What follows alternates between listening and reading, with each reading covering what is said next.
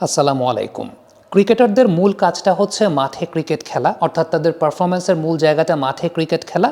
অন্যদিকে পরিচালকদের মূল পারফরমেন্সের জায়গাটা হচ্ছে ক্রিকেটের উন্নয়নে বিভিন্ন পদক্ষেপ গ্রহণ করা এবং সেগুলোকে বাস্তবায়ন করা, নতুন নতুন আইডিয়া জেনারেট করা।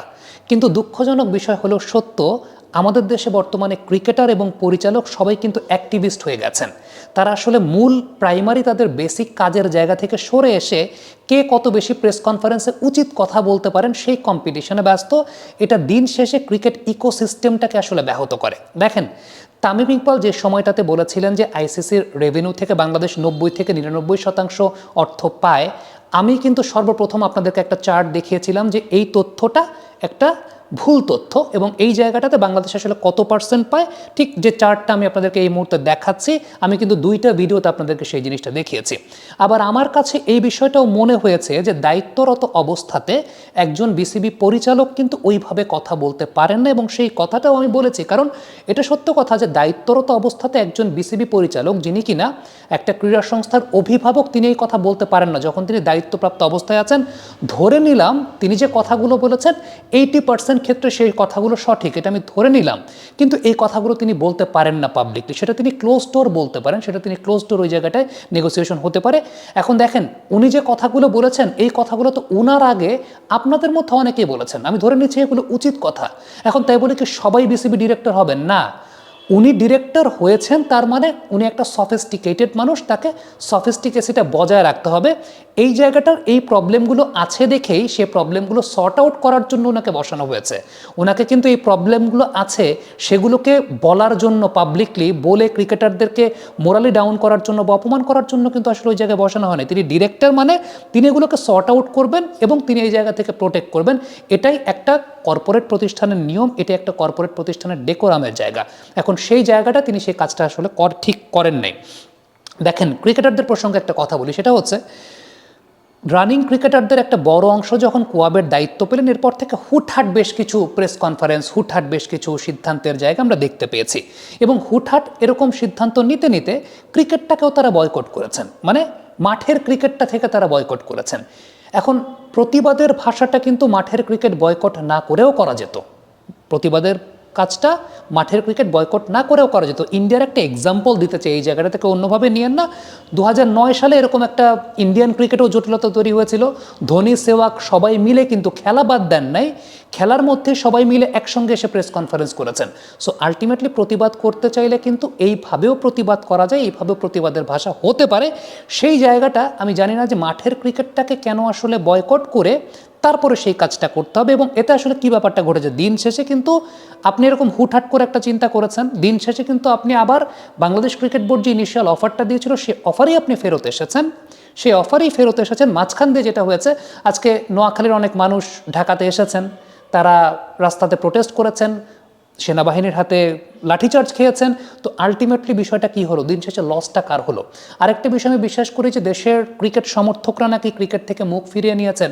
যদি ক্রিকেট সমর্থকরা ক্রিকেট থেকে মুখ ফিরিয়ে নিতেন, আজকে টিকিট কেটে মাঠে কারা খেলা দেখতে এসেছিলেন? তারা কি এলিয়েন? তারা মানুষ। অরিজিনাল ক্রিকেট সমর্থকরা মাঠে ক্রিকেট খেলাটা দেখতে চান, মাঠে ক্রিকেট খেলাটা দেখতে চান। তারা এই কারণে ক্রিকেটটাকে সমর্থন করেন এবং তারা কখনোই বাংলাদেশ ক্রিকেট থেকে দূরে যাবেন না। সো আমি বলবো যে এই জায়গাটাতে আমার কাছে মনে হয় যে ক্রিকেটারদের অ্যাক্টিভিস্ট হওয়ার চাইতে মাঠের ক্রিকেটটাতে আগে ফোকাস করা উচিত, দেন মাঠের ক্রিকেট খেলে প্রতিবাদের অনেক ভাষার জায়গা আছে। এবারে আমি যদি পরিচালকদের কথা বলি, সত্যি কথা বলতে এই ধরনের কথাবার্তাতে কিন্তু বাংলাদেশ ক্রিকেট বোর্ডের অন্যান্য ডিরেক্টরও বিরক্ত।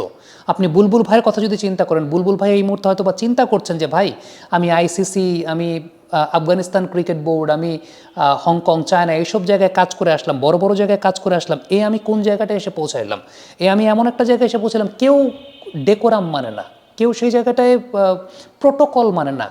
একজন বিসিবির পরিচালক, আমি আবারও বলছি, তার যদি এই কথাটা 80% ক্ষেত্রে রাইটও হয়ে থাকে, 80% ক্ষেত্রে যদি রাইটও হয়ে থাকে, পাবলিক প্ল্যাটফর্মে তিনি এই কথাগুলো বলতে পারেন না। এখন আপনি মানদণ্ডটা বিচার করবেন কিভাবে, একজন ডিরেক্টরের ক্রেডিবিলিটির জায়গাটা মানদণ্ড বিচার করার ক্ষেত্রে আমি আপনাদেরকে একটা এক্সাম্পল দিই। বাংলাদেশের এই মুহূর্তে 64টা জেলার মধ্যে 62টা জেলার কাউন্সিলররা জেলা লীগ করতে চান, কিন্তু শুধুমাত্র টাকার জন্য জেলা লীগটা করতে পারছেন না। ম্যাক্সিমাম জেলাগুলোর ক্লাবগুলো অর্থাভাবে টিম করতে পারছেন না। পরিচালকদের কাজ তো সেই জায়গাগুলো নিয়ে চিন্তা করা, সেই জায়গাগুলো নিয়ে হাত দেওয়া। কতটুকু আসলে আমাদের পরিচালকরা এই 3-4 মাসে সেই জায়গাটা হাত দিতে পেরেছেন, এটা হচ্ছে পারফরমেন্স ইভ্যালুয়েশনের জায়গা। প্রেস কনফারেন্সে উচিত কথা বলা সেটা কিন্তু পারফরমেন্স ইভ্যালুয়েশনের জায়গা না। ইভেন ওই যে একটা কথার একটু আগে আমি বললাম যে এই উচিত কথা তো ওনার আগে আপনাদের মধ্য থেকেও অনেকে বলেছেন। এখন আপনারা যেটা বলতে পারেন, আমরা যেটা বলতে পারি, সংবাদ মাধ্যম যেটা বলতে পারে, একটা ক্রিকেট বোর্ডের অভিভাবক বা পরিচালকরা কি সেই কথা পাবলিকলি বলতে পারেন? সেটার জন্য কিন্তু তাকে ক্রিকেট বোর্ডে আনা হয়নি। পরিচালককে আনা হয়েছে আসলে ক্রিকেটের নতুন নতুন পরিকল্পনা করার জন্য।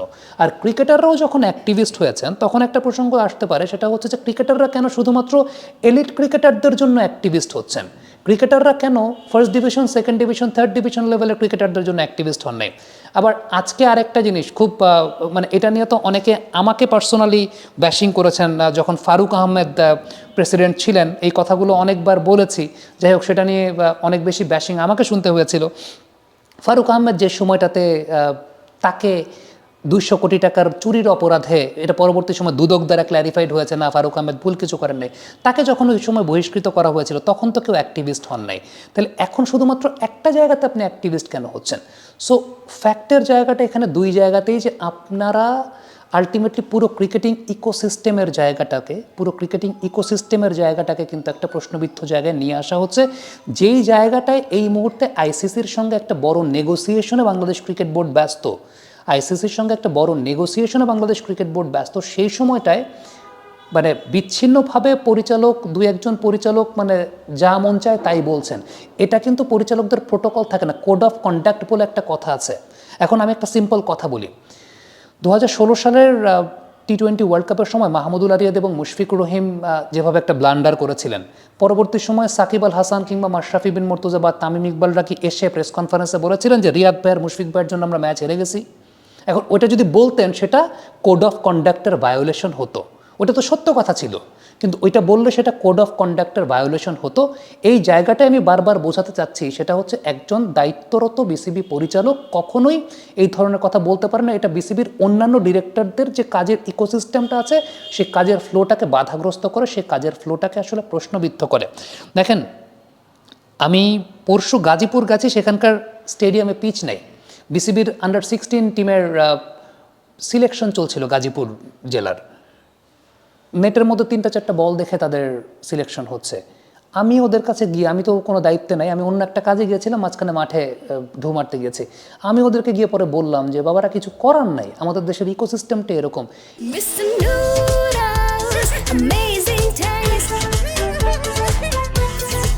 এই যে এটা শুধুমাত্র গাজীপুর না, অন্তত 40টা জেলায় মাঠ নাই, মানে মাঠ থাকলেও পিচ নাই, 40টা জেলার স্টেডিয়ামে মাঠ থাকলেও পিচ নেই। এই যে সমন্বয় করা, এগুলো বিসিবির পরিচালকদের কাজ। পরিচালকদের কাজ কিন্তু প্রেস কনফারেন্সে ন্যাশনাল টিম নিয়ে আসলে এলাকা গরম করা না। এবং আরেকটা বিষয় খুব উল্লেখযোগ্য, সেটা হচ্ছে যে বিসিবি ডিরেক্টরদের মিডিয়ার সামনে কথা বলার জন্য বুলবুল ভাই নিজে বেশ কয়েকবার মানা করেছেন যে ভাই আপনারা মিডিয়াতে এত বেশি কথাবার্তা বললেন না, আমরা একটা বিষয় হ্যান্ডেল করতেছি, আমাদেরকে হ্যান্ডেল করতে দেন। বাট প্রত্যেকেরই আসলে অ্যাটেনশন নেওয়ার একটা জায়গা তৈরি হয়েছে, প্রত্যেকে এখানে নিজেকে অ্যাক্টিভিস্ট ভাবতে চান, প্রত্যেকে একটা অ্যাটেনশন নেওয়ার জায়গাটায় আসলে এই জায়গাটায় মানে চিন্তাভাবনা করেন, বা ওই যে একটা ফেম পাওয়া যায় সব কিছু মিলে কিছু পপুলিস্ট মন্তব্য করলে। বাট আপনি আপনার জায়গা থেকে অ্যাজ আ ডিরেক্টর, আমি আবারও বলি, তার কথা যদি 80% ক্ষেত্রে সঠিকও হয়ে থাকে, সেই সঠিক কথাটাও তিনি ওই জায়গাটায় থাকলে তিনি তো অভিভাবক, তিনি সেটাকে আগলে রাখবেন, তিনি সেটা বলবেন না। তার কাজ যেটা, সেটা হচ্ছে এই জিনিসগুলোকে সর্ট আউট করা। একজন বোর্ড ডিরেক্টরের পারফরমেন্স ইভ্যালুয়েশন কখনো তিনি প্রেস কনফারেন্সে কি বলছেন সেটা দিয়ে হয় না, মানে ইভ্যালুয়েশন হয় কাজের মাধ্যমে। কাজের রিপোর্ট কার্ডটা কোথায়? কাজের রিপোর্ট কার্ডটা কি কেউ কখনো চেয়েছেন বা কেউ কখনো চাচ্ছেন? আমি যে কতগুলো ক্রাইসিসের কথা বললাম, ফিনান্স ডিপার্টমেন্ট প্রত্যেকটা জায়গার সঙ্গে জড়িত, সেটা কি কখনো করা হচ্ছে? সো সেই জায়গাটা চিন্তা করা হয় নাই।